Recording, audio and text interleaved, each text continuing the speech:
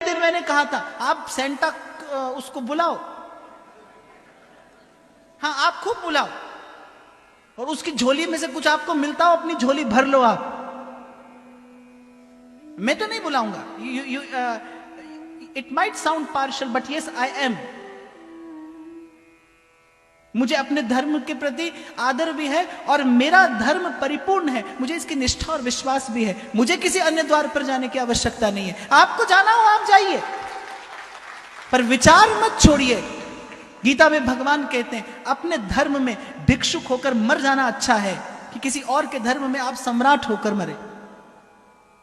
किसी के धर्म में सम्राट होकर जीने से अपने धर्म में भिक्षुक होकर मरना अच्छा है। दुर्भाग्य इस देश का, दुर्भाग्य इस देश का कि जिस दिन आप वो रंग बिरंगा पेड़ सजाते हैं उसी दिन धरती रक्त रंजित हुई थी गुरु गोविंद सिंह जी महाराज के साहिबजादों की शहीदी से। एक भी भारतवासी उस शहादत को प्रणाम निवेदन करना भूल गया, एक भी भारतवासी। किसी कवि की पंक्तियां हैं, बड़ी सुंदर बात मुझे लगी। उसने कहा सरहिंद की जिन दीवारों में साहिबजादों का जिस्म जड़ा है। गुरु गोविंद सिंह जी महाराज के वो दो सपूत, जब नवाब वजीर शाह ने कहा कि इनको जिंदा दीवार में चिनवा दिया जाए, दोनों भाई हाथ पकड़ कर खड़े हैं, एक छोटा और एक बड़ा।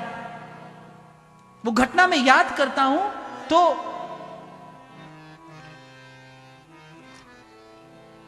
जब दीवार चिन रहा था वो जल्लाद, एक छोटा भाई एक बड़ा, उस दृश्य का स्मरण करना।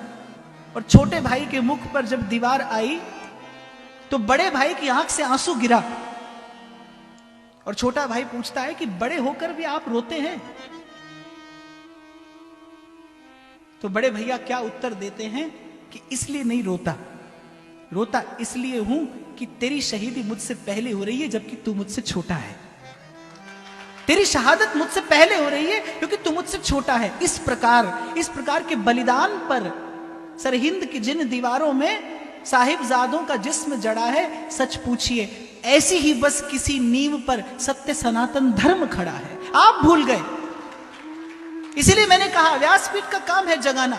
मैं तो डंडा बजाकर कहूंगा जागते रहो, और इस भाव से कहूंगा हो सकता है कोई एक जग जाए।